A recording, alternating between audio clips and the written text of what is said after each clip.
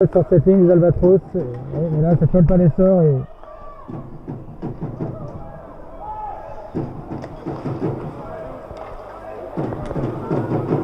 il n'y a pas hors-jeu, non c'est bon, l'arbitre a laissé jouer. Oh oui, jolie passe et il est en bonne position le numéro 27, il trouve du soutien.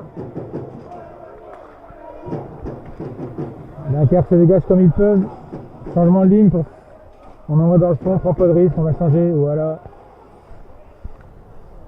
Maintenant le Palais, de nouveau en possession, les Albatros. Non, la mauvaise relance, c'était, attention, ça peut. Oh.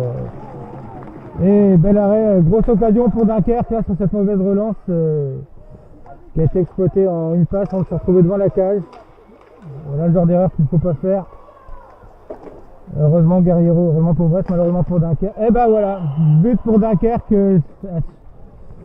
Voilà, mais c'était pas sur la mauvaise relance où Guerriero avait dévié le Palais, mais sur les actions suivantes, Dunkerque a réussi à conserver le Palais et prend un lancer et bat Guerriero qui est un petit peu masqué sur ce coup-là. Donc c'est Dunkerque qui ouvre le score. 1-0. Mais c'est un peu dommage pour vrai s'ils avaient annulé leur enfin, ils n'avaient pas pris le but sur la grosse erreur de défense, de relance.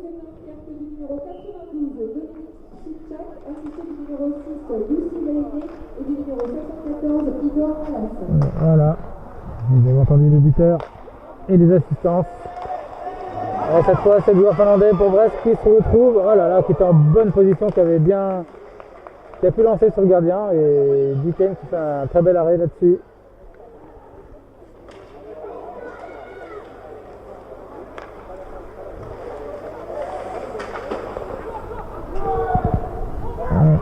Dunkerque qui revient au pressing, alors il n'y a pas péril dans la demeure, hein, il n'y a qu'un 1-0. Il reste du temps dans ce match, il reste encore 4 minutes 30 dans cette première période et les Albatros sont à l'offensive.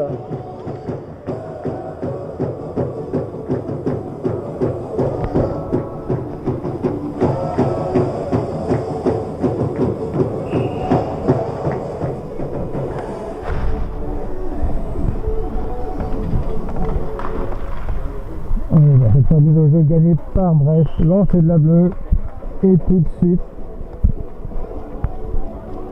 le gardien Duquesne qui ne laisse pas de rebond là-dessus. Beau gabarit ce gardien là.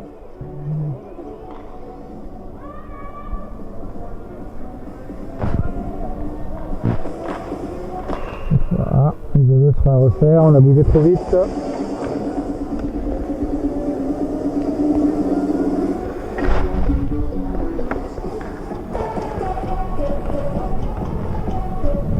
Dans la zone défensive des Corsaires, mais gagné par ces derniers qui vont pouvoir se relancer. Oui, une belle relance en une passe. Heureusement, Aurélien Grévin faisait bonne garde et a pu intercepter.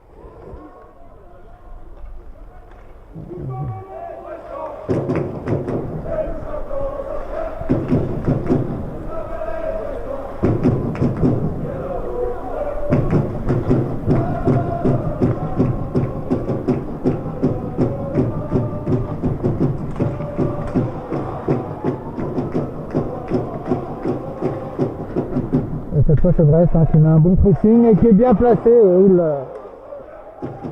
avait récupéré un Palais, on a tenté du revers mais le gardien ne s'est pas laissé surprendre. Alors. Changement de ligne pour les deux équipes.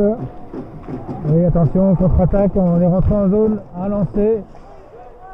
Guerriero qui laisse un rebond, mais récupéré par ses coéquipiers. C'est le numéro 8 qui peut relancer trop vite sur l'aile droite, rentrer en zone, conserver le Palais. Trouve du soutien. Et non, belle défense de Dunkerque. Bon bloc, on récupère le Palais, on va pouvoir se relancer, mais ouais, bien sûr le pressing brestois va les gêner. Comme c'est coutume un peu depuis le début du match, obligeant Dunkerque à faire un dégagement interdit. Donc les joueurs de Dunkerque ne peuvent pas changer sur ce dégagement interdit. Brest peut changer, bah voilà, on apporte des joueurs frais pour tenter de jouer sur le physique un peu sur les prochaines secondes. Les joueurs voilà. Pour l'instant c'est Dunkerque qui a récupéré le palais.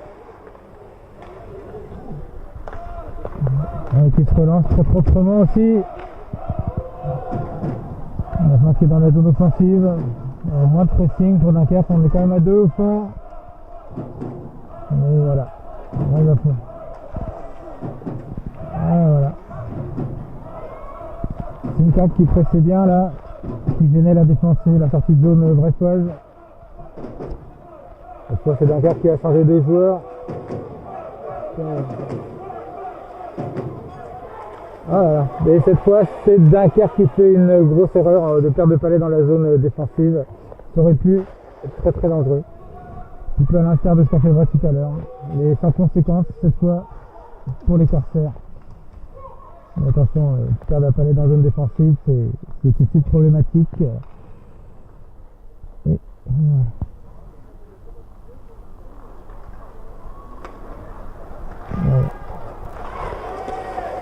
Alors, Brest qui a pu se relancer, qui est en zone offensive maintenant, sans faire le dégagement interdit, même si là.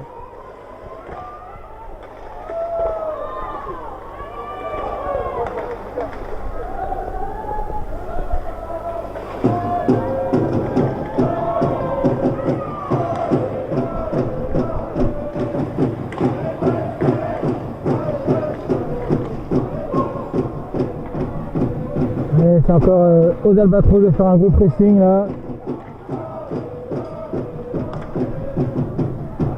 Mais Dunkerque se relance cette fois.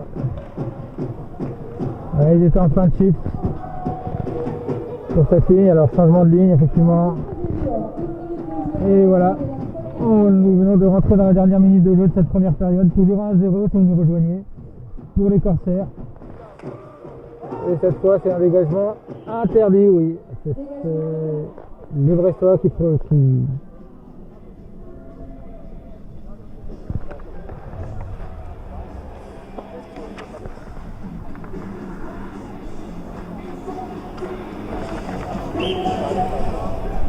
mise au jeu dans la zone défensive pour les 46 dernières secondes. Alors attention, une mise au jeu importante, voilà, gagné directement par les Corsaires. Heureusement le lancer a été bien contré avant. Importance des mises au jeu. On vous le signale régulièrement, je ne vous en parle régulièrement sur Fansite. Cette fois c'est Brest qui envoie dans le fort. Et ben voilà, on a changé de but. Et c'est la situation opposée qui va se présenter maintenant. Mise au jeu dans la zone de Dunkerque. Et donc l'importance des mises au jeu dans ces fins de période. On peut prendre un but, enfin il n'y a pas de bon moment pour prendre un but, ok, mais en toute fin de période, en début et en fin de période, c'est plus dur à encaisser parce que voilà, donc Brest qui aimerait bien jouer ce tour-là au Corsaires de Dunkerque. Ça permettrait d'égaliser avant la fin de la. Et cette fois, l'arbitre laisse jouer sur ce dégagement. Il pourra aussi laisser jouer là peut-être là-dessus, et non. Voilà. Alors, 8 secondes à jouer dans la période, et peut-être la dernière mise au jeu de cette période. Voilà. Alors on envoie les tireurs d'élite, la meilleure ligne pour les 8 dernières secondes. Pour les Corsaires de Dunkerque, ils ont l'occasion de gagner la mise au jeu, de prendre un lancer. Attention. Et non, c'est les Albatros qui vont la gagner. Je pense qu'on va en rester là-dessus. Voilà, 2-1, 0. Voilà, fin de cette première période sur le